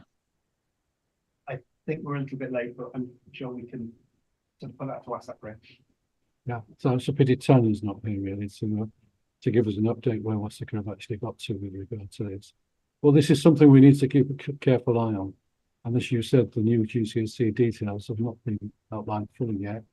And you did outline the possibility of some coursework, I noticed, in the new provisions. So we won't lose this one. And be interested to hear what the feedback from the next SACRE meeting is on this. But thanks for that. A pupil voice was an issue, a student voice for religion, values and ethics. I'm going to ask Phil to take us through that in a minute, but if you he's going to refer to the guidelines, the request form and the Young People's National Participation Standards. All are on an attachment that you will have received in advance for this meeting. So I hope you will who will actually use that. We made a deliberate choice not to go through individual schools, as that would have been a bit invidious, and to choose the youth council as the potential forum for the student voice. Over to you, Phil. I met with the youth council a couple of weeks ago. The documentation in the minutes is what I had to provide prior to that meeting. So one of the things that we wanted to do was to try and seek the views of learners across Conwy on the quality of religion, values and ethics. And it was a very interesting meeting. My hope was that they were going to take it on as a concern. They would be the ones that wanted to do an investigation and sort of produce a questionnaire. I think as a result of the meeting, it was quite apparent that they are happy to be involved, but they're not probably going to steer the project. What they've asked instead is that we maybe produce a questionnaire for learners that they will endorse and that they will have a conversation around. And then we can send that out to schools with their blessing. And then once we receive the responses from schools, they would be quite happy to evaluate the responses and make some conclusions and some recommendations as a result. So it's back to us really in terms of creating maybe a questionnaire that learners can fill in regarding, they were quite negative about questionnaires in general, and said that maybe I could go in and have a conversation with learners, and I sort of had to say that, yeah, that's not really possible in terms of my time allocation. But if we have got a questionnaire and that's all we could use, would they be okay for that to go out and possibly look at the responses when they came in? And they were happy to do that. So I said that I'll draft a questionnaire, I'll send it to them to have a look at.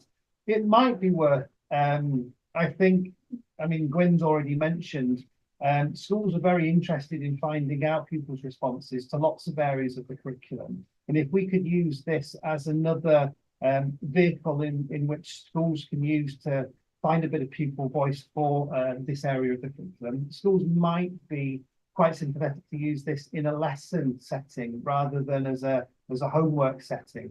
So rather than it being a link that schools can use to sort of almost externally to pass on views to SACRE, I'm wondering if it's something that schools would want to use to find out the views of religion, values and ethics within their own school, that they wouldn't mind then passing on to us to make some bigger evaluative judgments and recommendations from. So that's where we are at the moment. I said that I would create some sort of a questionnaire and then pass it back to them to ratify that we could send to schools.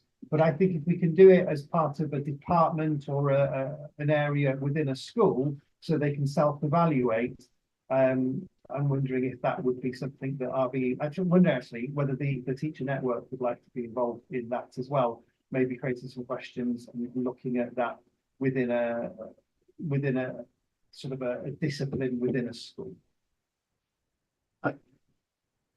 The instrument is a questionnaire. It's going to be externally provided and asked for schools to get involved in it. Yet we've already heard from Gwyn, and you'd have missed this, Larry, because this is an issue I know that you're very keen on. But Gwyn already shared that they were doing self-evaluation and pupil voice in terms of Iscol John Bright was actually built into the curriculum. I'm right in saying that, aren't I, Gwyn? Yes, we have a review process which every year group is reviewed, and an integral part of that and a precious part is student voice, because I can't see how I can continue to deliver RVE in a meaningful way if the kids are not responding to it and don't like it. So how would you feel about a questionnaire given what you're doing already? Well, I would welcome that. No problem. I was just thinking what Phil was saying. There's another opportunity there with the A55 consortium schools, maybe, if I was to mention that to them as well. Right, okay. Okay, so are we all happy that we go down that particular line of actually Phil preparing a questionnaire and then consulting with schools on that basis? Lowry, would that need to go out through you? And she's gone. Or perhaps it's an issue, Phil, that we can raise at EIT? Yeah. In terms of, getting that out into the schools. Okay, and we look forward to you developing it and bringing back on that in the future. Thanks for that, Gwyn, as well. Okay, the next issue is collective worship. As you know, collective worship features quite strongly in the management plan, and it's for us to look at in this coming 12 months. I might remind us all as well that it's 50% of our remit. Our remit is collective worship and OVE. So I think within individual schools, to the extent to which that is delivered will depend very much on leadership within those schools. I actually I gave the primary heads a heads up on this particular issue when I was invited to speak to them, and was very surprised to realize that already some of them were using this whole bank of new material that has been systematically put together by Phil, and it was being well received. In fact, the chair of the secondary heads say he was particularly using it and gave Phil a really big advert at that meeting for the material. So I'm not going to discuss it here, but what I would say, it's a major item for us next time. I'm declaring an interest on behalf of Phil that he's prepared material on this, and that we actually ask him to present on what it's possible to provide as support for schools. And I do emphasize that with the primary schools, that our whole purpose was not to analyze or to review, but to provide support. And that Phil is also already in conversation with volunteers to show where there are alternatives as well to the material that he's actually providing. So that will be a major item on the next agenda. Before I finish, Phil? Yes, please. Great. Okay, let's move on then. So over to you, Phil. Progress on the teacher network, giving us an update on perhaps we kick off with terms of reference as well. So in the last meeting that we met last week, unfortunately I was ill and I had to send my apologies. And actually the attendance wasn't particularly great for that meeting. In the one previous to that, just before Christmas, we discussed what we wanted in terms of work and advice that we could give schools.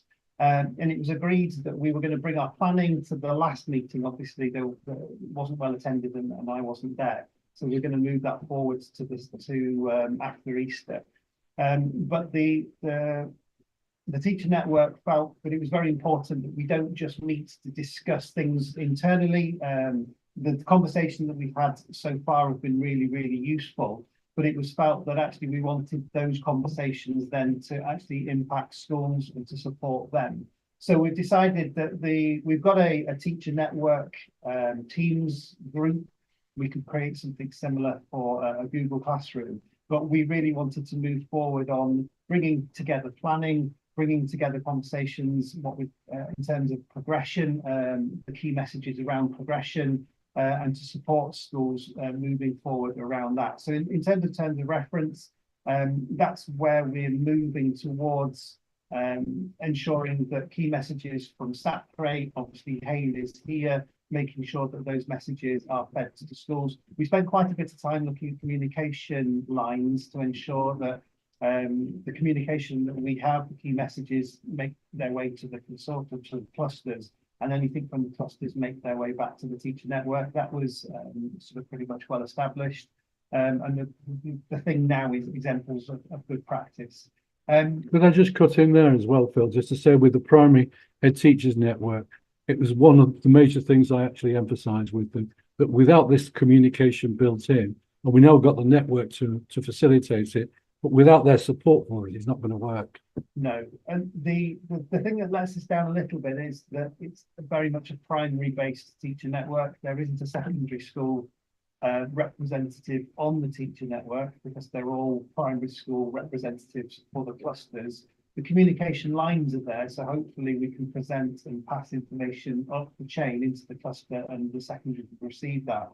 But I was just wondering, in terms of the last item around sort of GCSE, whether we just provide a round robin email of all of those heads of department in the secondary schools, for key bits of information around GCSE, because I think sometimes things are lost in translation, especially through staff members that wouldn't necessarily understand, you know, the language of level 2, the language of GCSE, or the history around that.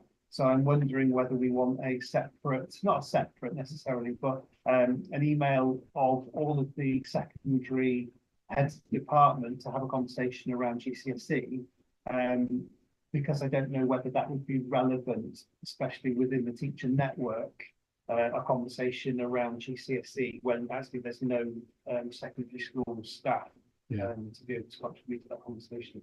You've raised a problem here, Phil, that I wasn't aware of actually, which is the fact, obviously, that you've got the sectors, you've only got the primary sector in this network.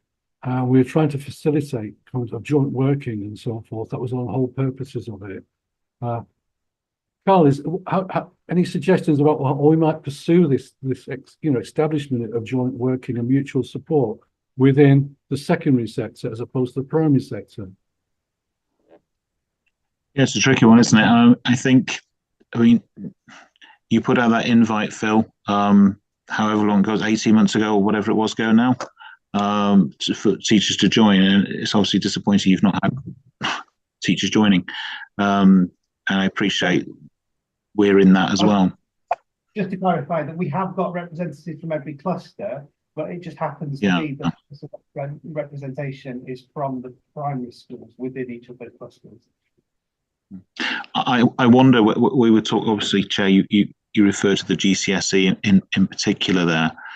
I wonder, Phil, there might actually be an appetite for subject leaders in RE and secondaries to come together for these kind of occasional meets. People might be unwilling to commit to regular sort of membership to a particular group, but they might be willing to come together, and because you can do it so easily these days online, for sort of key issue sort of meetings to discuss.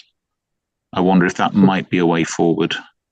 I think that's a good suggestion, Carl. You have targeted meetings in there for, which will meet the particular needs at that moment. So I don't know what Ariane thinks. I mean, obviously Ariane's here as well, so I mean, whether she agrees or not. Ariane? Ariane. Oh. Ariane? Can you hear me now?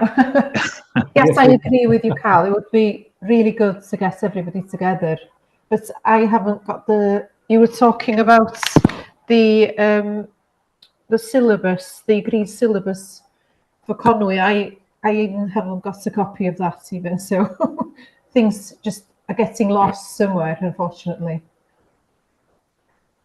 I think maybe that just as the first meeting, we could actually use, given what Ariane's just said, that the use of the agreed syllabus and the guidance that we've made available, we've currently made available, we could have an invitation to heads of humanities to actually attend, a secondary-based meeting with a specific invite on this particular issue. What do you think, Carl?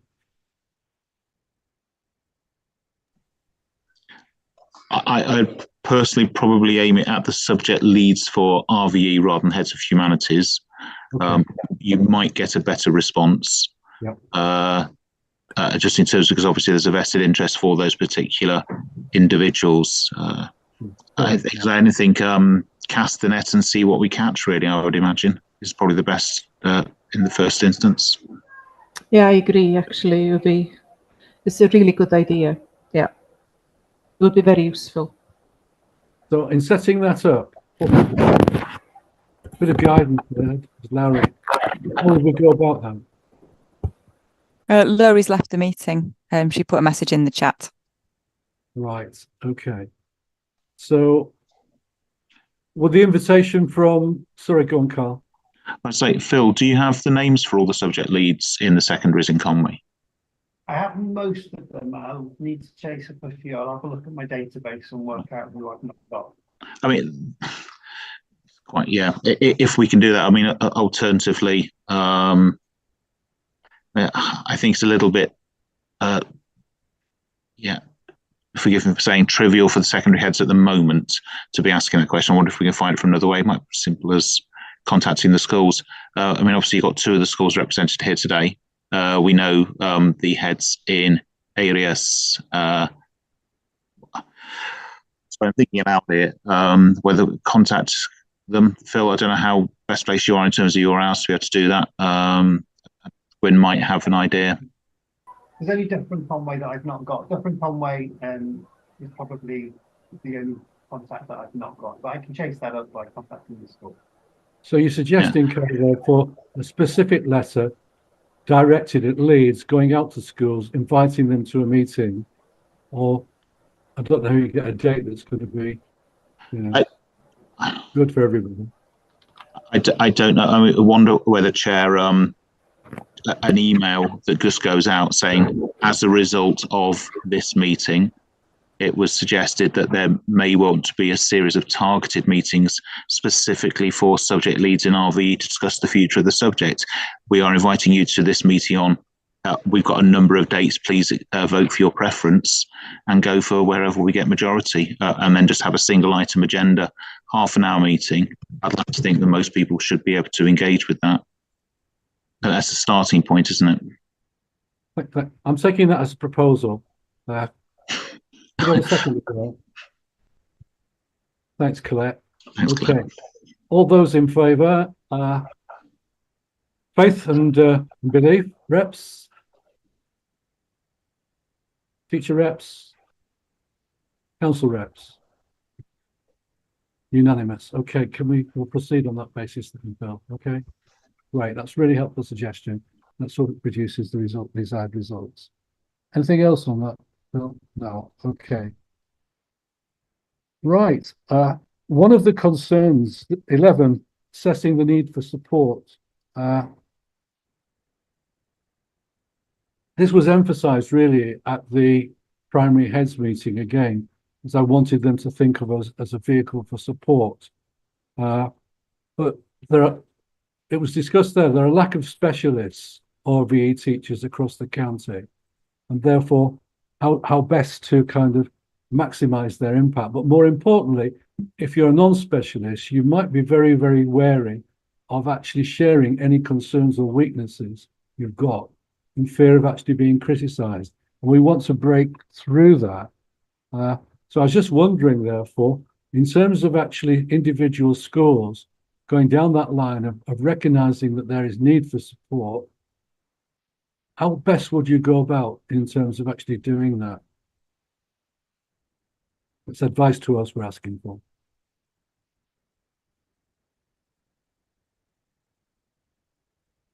Carl, Arian? It's time I would appreciate actually to come together with people. Just time to prepare things would be brilliant. Yeah. I was just going to say that if we are going to provide opportunities for that, though, it's about people actually sort of highlighting the particular areas they need support in and be willing to come forward with that. Carl, you would say? Yeah, again, it's a tricky one, as you say, Chair. Some people see support as something else. It's kind of breaking through that. I don't know, Hayley, what you think would work best in sort of the primary sector? I feel we need to share what we have currently with teachers and schools, just throwing it at them at the moment. I think they're in a position, if it's thrown at them via email or whatever it may be, at least they've got it in their inbox, they can refer to it and we can just say, actually, that's there for you.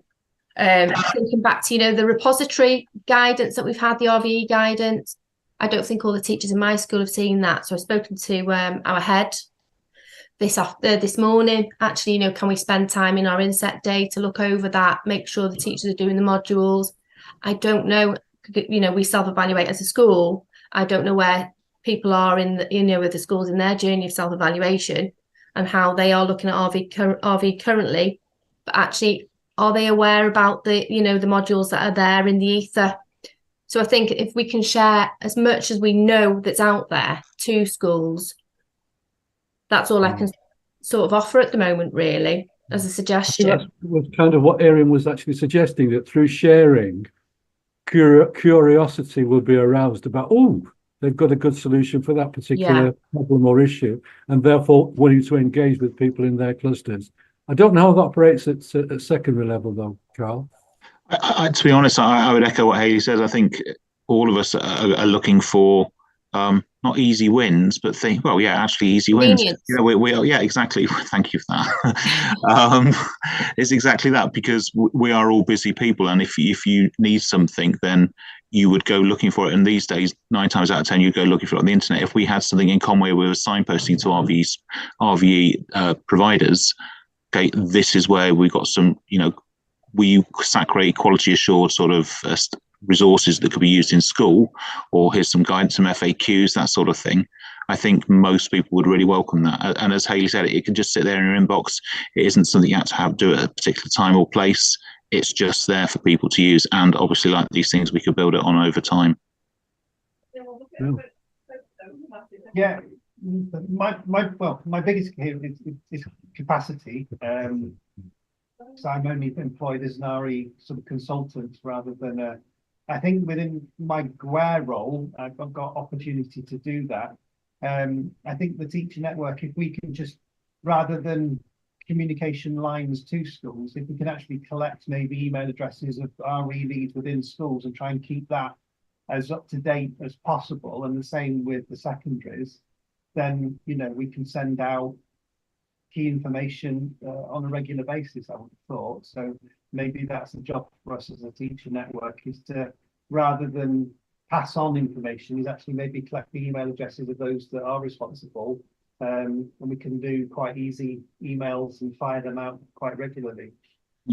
I was just thinking, Phil, just saying that I'm sort of leading our school for health and wellbeing, and I know we have a Teams where basically the resources for health and wellbeing resources and signposts are just all there for people in that Teams.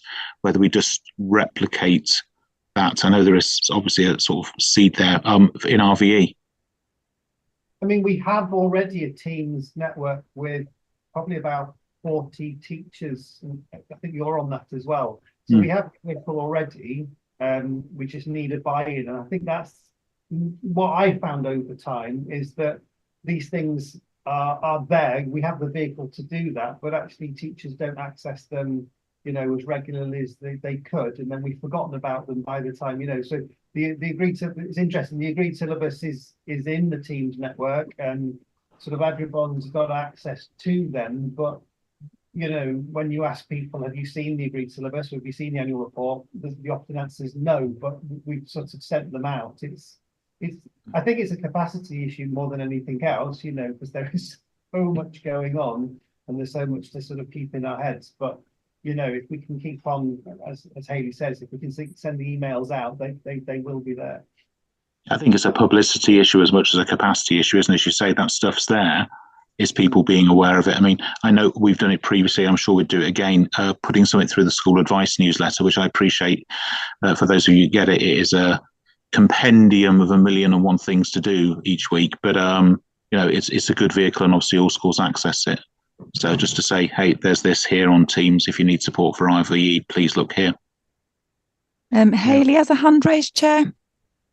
Yeah, can I just, before I bring Hayley in there, can we agree that we will do that? We'll ask Larry to put that into the regular schools newsletter. And also, can we also agree that you would try to maximise this kind of sharing through the teacher network by the collation that you've actually mentioned already? Can I suggest then, instead of asking Larry to put it through the newsletter, although important things need to go through the newsletter, if we can have our own RVE sort of email list, we probably use that first, rather than flooding schools with more content that might not be read. And it's directed.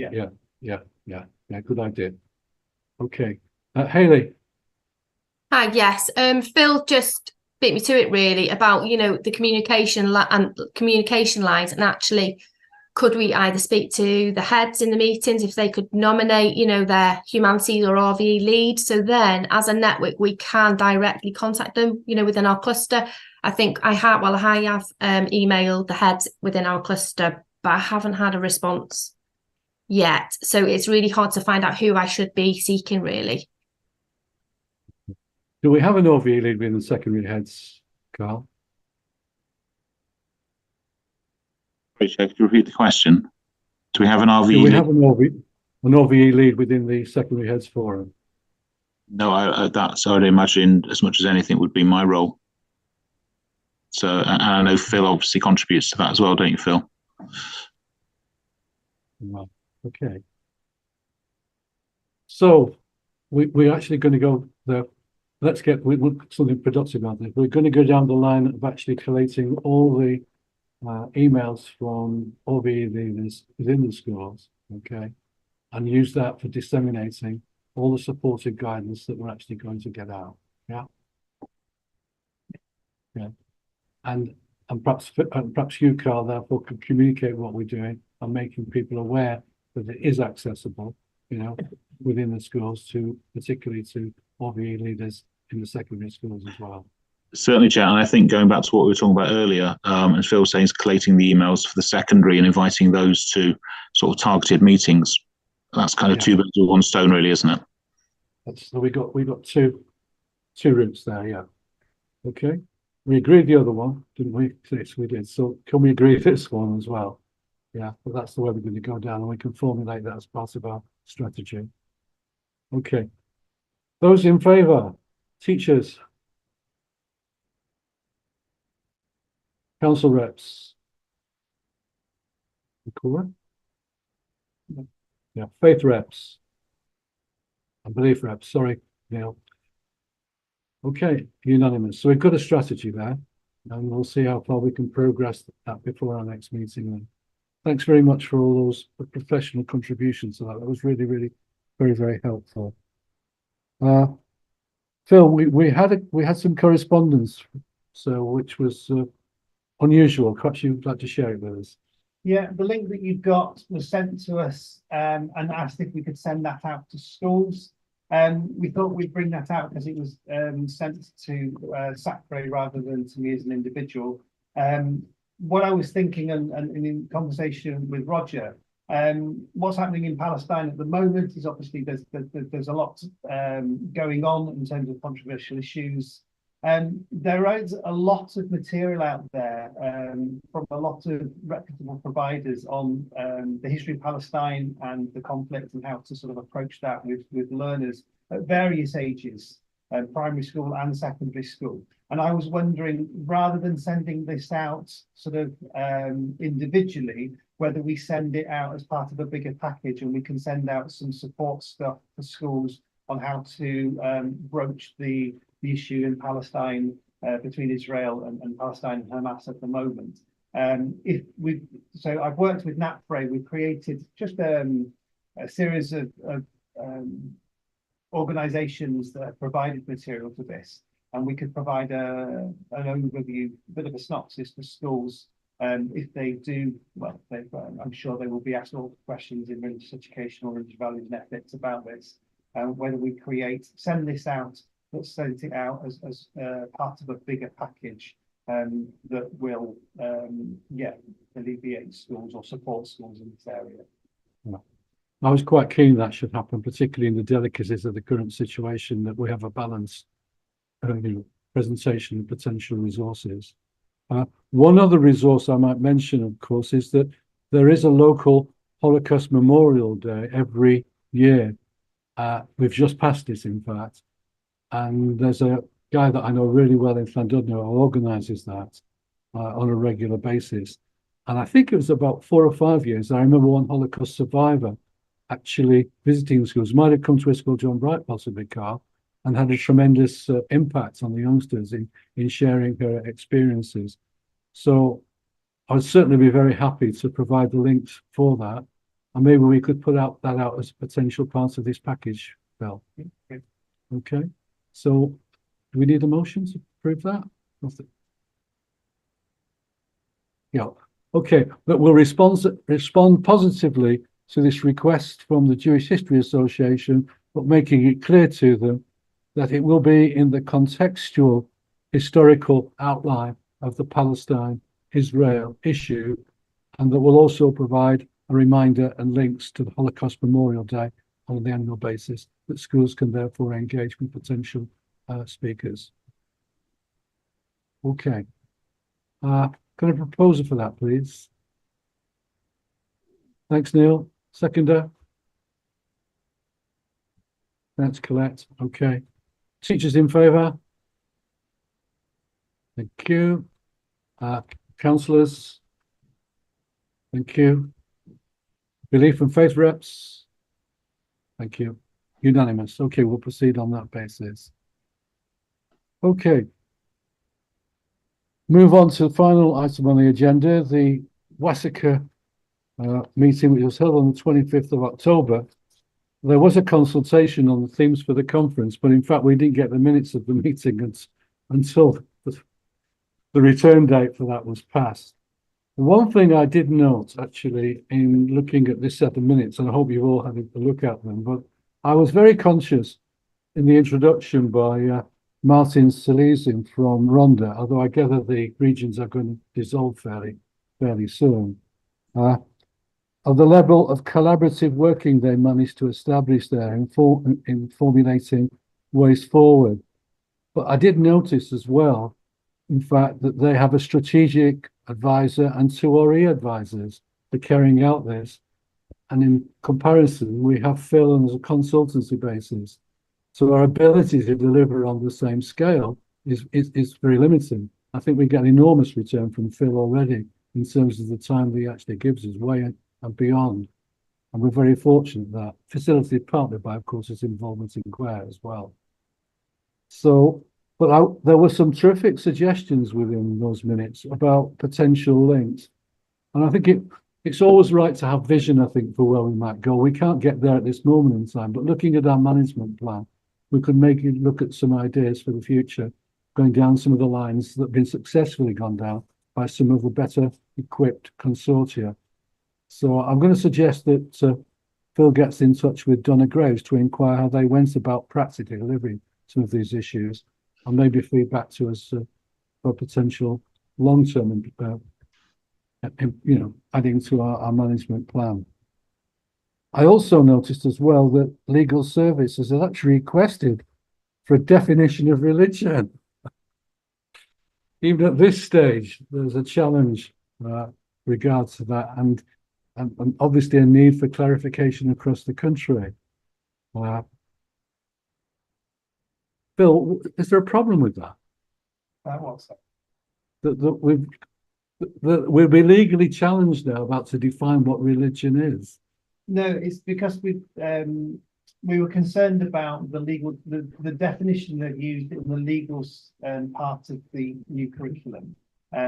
It's quite a woolly definition. Lots of religious education professionals will probably disagree with. It talks about a deity around, well, belief around the deity as being sort of fundamental within a religion, or the concept of religion. And sort of for those that have taught Buddhism for a very long time, we would suggest that's probably not accurate. And yet it's been there since 2018 when they started sort of this process. So it's consistently been challenged, and they are looking at, and again, I think we just asked them to sort of review the definition of religion, because we don't feel it as an RE professional, but it's exactly. And we certainly see that's the case in relationship to Buddhism. They're also, WASIC are also doing a review of annual reports, but I can tell you that we've actually submitted ours as part of that. There was a massive discussion about data, which has quite a lot of implications. And rather than go into a detailed discussion with regards to here, I'm asking Phil to raise that at EIT in terms of how we access any available data. We recognise we had discussions about 18 months ago with Lowry about this as an issue. The one issue that I'm particularly keen to pick up on is item 6 in the report, which is about the promotion of playlists. And there's an enormous amount of work gone into processing these training resources involving professionals on the ground and advisors. And I just wondered, and this is a question out to our professionals, I mean, how aware are our teachers of the availability of these playlists? And if they aren't, what can we do to promote them? Is Carl still with us? He's still with us. Yeah, absolutely. I feel this is the same issue that we've talked about on two other items, and where we promote in one place, we'll promote for everything. Right. Okay. I think Hayley's nodding. Yeah, I'm in agreement with Carl. Again, as long as we've got those lines of communication, then we can share, these playlists with the staff and teachers in the cluster. So the proposed communication lines that we've already established as a proposal this afternoon, we use those to encourage the development, the use of these playlists and raising the awareness and value of them in schools. Okay, so we'll go ahead on that basis. We talked about the short course and qualifications, which was a big issue for SACRE, so I won't deal with that any further. Okay, is there anything within those minutes as well that anybody else would like to highlight or raise? Okay, so I think we're on to the date of, the conference.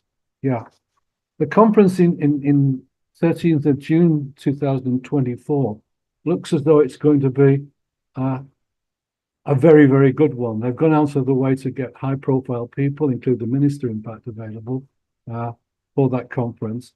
So I'd like the information, Phil might want to just reinforce what I'm saying in a second, but I would like people to encourage members to actually attend this particular conference. I think it could be quite interesting. It will bring us up to date. It's going to raise a lot of issues, I think, that are very current in the field. So I'm just really encouraging people to get involved there. And Phil, you've got the processes here. Do you want to just speak to that? Yeah, I know Colette's messaged to say that she'd like to attend the conference. Again, if there are any members that would like to attend the conference, please let us know. With it being in Wrexham, it's very local, so we are able to send quite a few members.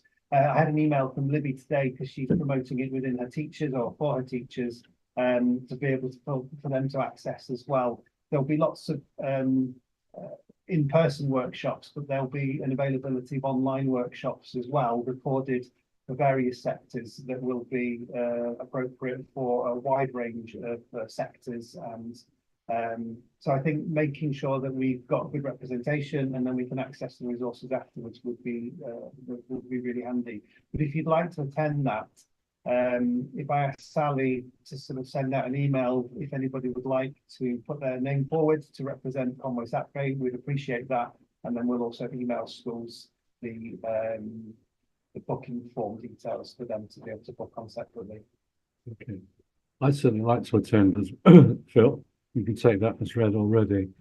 But I know it's always a difficulty with schools for teacher release with regard to this, but I've just been so conscious that in the past through Hayley and today through Gwyn and Carl, that the input into this meeting in terms of raising our understanding and the contribution they've been able to make about what's going on. I think the inputs of some professionals from our group would be highly valued by the conference. So I just encourage you to think about that as a potential possibility. Okay. Right, well, big thank you for all attending. Particular thanks on this occasion to Gwyn, and to Carl for supporting him in that. That's been really, really appreciated. And we're looking for a date for the next meeting. Sally. Yeah, so obviously I can't suggest an exact date. I'd have to go back and look at our committee calendar, but if you give me an approximate time that you'd like it held, I can go away and look at that. We normally meet sort of early June, don't we? But we could meet late May. Early June. So you want me to look at early June? That's absolutely fine. You can speak to late May if necessary, Sally. Yeah. Okay. Well, sorry. Carl, sorry, did you have your hand up? Yeah, just very quickly. If we're at that time, would it make sense to meet either just before or just after the SACRE conference? because we might have actions that come from that. I don't know. We normally meet before the SACRE meeting. So the SACRE conference is replacing the SACRE meeting.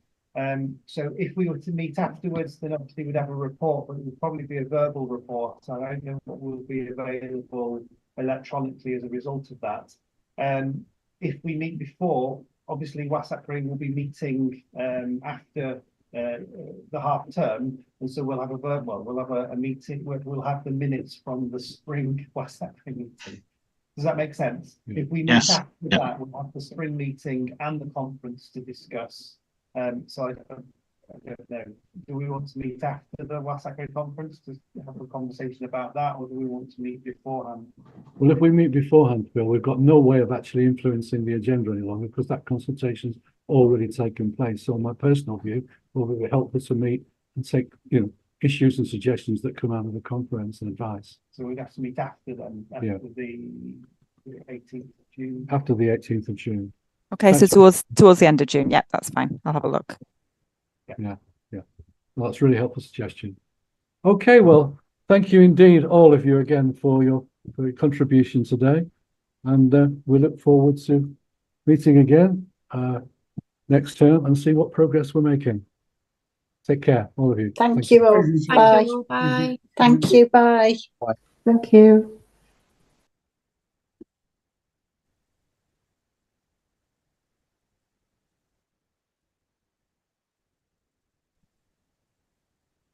All right. Okay, Sally. So what's your timeline for minutes and stuff? You're still recording. Oh, sorry. Are you still recording?